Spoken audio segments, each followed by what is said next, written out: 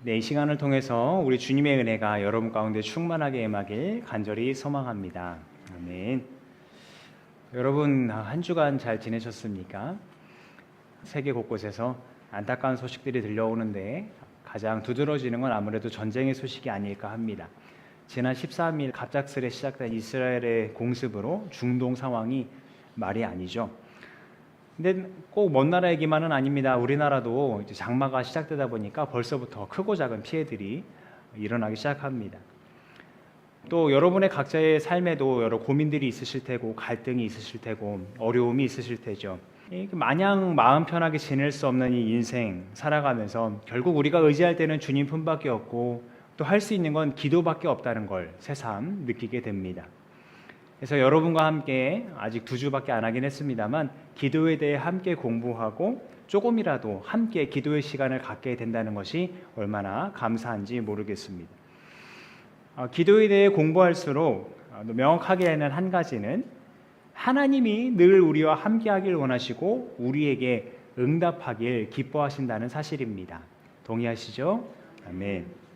오늘 함께 읽었던 시편 말씀에서도 얘기하는데요. 다시 한번 읽어볼까요? 시작.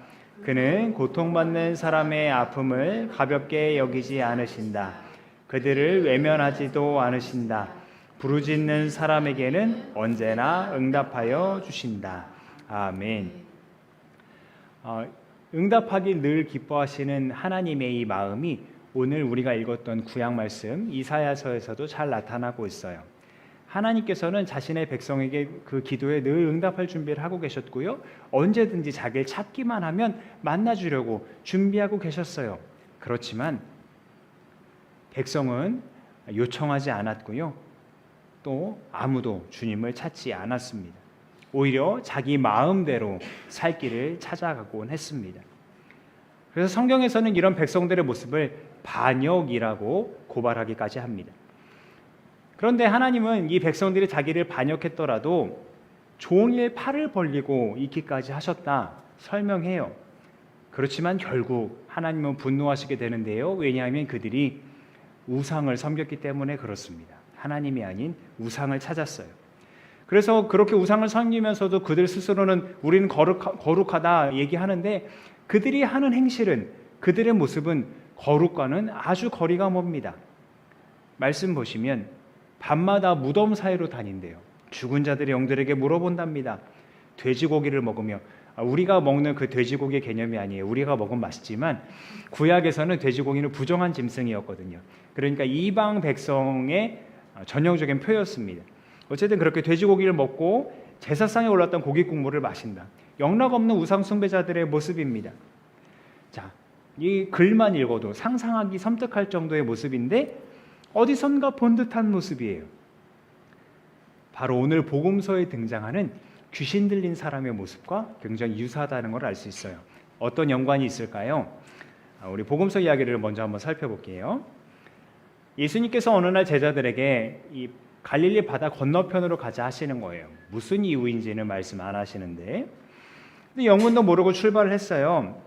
그런데 하필 또 호수에서 아주 사나운 풍랑을 만나기도 합니다. 다행히 예수님께서 말씀으로 바람과 바다를 잔잔케 하시고 무사히 무트에 다다를 수 있었습니다만 그 무트에 다다랐을 때 마주한 광경은 제자들이 미처 상상하지 못했던 그런 모습이었어요. 예수님의 발이 육지에 닿자마자 한 사람이 저 멀리서 벌거벗은 채로 막 뛰어오는 거 아닙니까? 아마도 제정신이 아니었을 것으로 보여요. 알고 보니까 이 사람은 무덤가에서 지내는 사람이었어요. 옷도 입지 않아요. 무덤가에서 지내요. 그러니까 이 동네 사람들이 이 사람을 좀 잠잠케 하려고 쇠사슬로 막 묶어두고 쇠고랑을 채우고 하지만 힘이 얼마나 좋은지 이거 다 끊어버리고 또 무덤가로 뛰쳐가는 거예요. 영락 없는 귀신 들린 사람의 모습이었어요. 그런 그가 예수님께 달려와서 하는 말을 한번 보십시오. 더없이 높으신 하나님의 아들 예수님, 당신이 나와 무슨 상관이 있습니까? 제발 나를 괴롭게 하지 마십시오. 실은 그 사람의 말이라기보다 그 사람 안에서 그를 누르고 있던 귀신의 말이었어요. 놀랍게도 그리고 당연하게도 귀신은 예수님의 정체를 알고 있었던 거예요. 사람들은 예수님을 그렇게 만나고 그의 말을 들었어도 그를 하나님의 아들이라고 인정하기 쉽지 않았는데 이 귀신은 예수님을 가리켜서 하나님의 아들이라고 말하고 있어요. 물론 그렇다고 해서 이 귀신이 예수님을 인정했다는 건 아니에요. 이미 예수님께서 귀신 보고 그 사람에게서 나가라 명하셨기 때문에 두려워하면서 마지막 발악을 하고 있는 겁니다. 그러니까 제발 나를 내버려 두십시오 하고 있는 거고요. 예수님께서 귀신의 정체를 물으셨어요. 귀신이 자기가 군대 귀신이랍니다. 이 군대라고 쓰인 단어는 약 5,000명에서 6,000명에 이르는 그 군사의 단위를 이르는 말이었어요. 굉장히 많은 수죠. 그러니까 이 많은 수의 귀신이 이 한 사람을 짓누르고 있었던 겁니다. 그러니까 예수님이 그 너무나 큰 고통을 보시고서 그 사람에게서 떠날 것을 명령하셨던 거예요. 귀신은 그 명령을 받고 따를 수밖에 없으니까 그 옆에 마침 돼지떼들이 있었고 거기로 들어가게 해달라고 간청을 합니다. 그 예수님께서 허락하시니까 돼지들이 소위 미쳐서 비탈길을 내다리는데 모두 물에 빠져 죽고 맙니다. 만약 이 돼지들에게 들어가지 않고 이 사람에게 귀신이 계속 남아있어서 짓누르고 억눌렀다면 이 사람의 최후가 어땠을지, 얼마나 비참했을지, 얼마나 잔인했을지 우리는 가늠해 볼 수 있는 거죠. 그러나 그렇게 되기 전에 예수님을 만났어요. 엄밀히 말하면 예수님이 그 사람을 찾아오셨어요. 그리고 귀신을 내쫓아 자유를 허락해 주셨죠. 자, 그럼 이제 구약의 말씀과 연관성을 찾아볼 차례입니다. 군대 귀신에 들려 자기 의지와 상관없이 헐벗은 채로 무덤에서 지내야 했던 이 사람의 모습과 하나님을 찾지 않은 채 우상 숭배하던 자들의 모습이 매우 유사하다는 것 우리가 알 수 있습니다. 그러니까 하나님 없는 삶의 비참함을 이 복음서에 귀신 들렸던 사람이나 이사야서에서 고발하는 백성들의 모습에서 우리는 공통적으로 발견할 수 있는 거죠. 하나님과 상관없이 살면 잠시는 자유로운 것 같아요. 그래서 내 마음대로 옳게 사는 것 같아요. 그러나 그 시간이 지날수록 점점 자유로는 억눌리고 비참한 삶을 살게 되는 겁니다. 그러면서도 애타게 기다리시는, 부르고 계시는 주님께는 찾아가지 않아요. 이 반역의 역사를 거슬러 올라가면 아담과 하와에게까지 올라갑니다. 먹지 말라고 했던 선과 악을 알게 하는 그 나무의 열매를 따서 먹었잖아요. 그래서 그들은 결국 에덴 동산에서 쫓겨나게 되고 그들의 후손들은 반복적으로 죄를 지으며 타락하게 됩니다. 그래도 하나님은 포기하지 않으셨어요. 노아와 아브라함과 이삭과 야곱 같은 의인들을 선택하셔서 하나님 안에 있는 자가 어떤 복을 누리게 될 것인지, 어떤 삶을 살게 될 것인지 보여주시고자 하셨어요. 이후에 이집트에서 노예 생활로 고생하던 백성들을 탈출시키시면서 약속의 땅으로 인도하시는 가운데 자신의 말을 잘 지켜 살 수 있도록 그들에게 율법도 주셨어요. 그 중에서도 1계명과 2계명을 담은 출애굽기 말씀을 한번 보실까요? 좀 깁니다만 같이 읽어볼게요. 시작. 너희는 내 앞에서 다른 신들을 섬기지 못한다. 너희는 너희가 섬기려고 위로 하늘에 있는 것이나 아래로 땅에 있는 것이나 땅 아래 물속에 있는 어떤 것이든지 그 모양을 본떠서 우상을 만들지 못한다. 너희는 그것들에게 절하거나 그것들을 섬기지 못한다.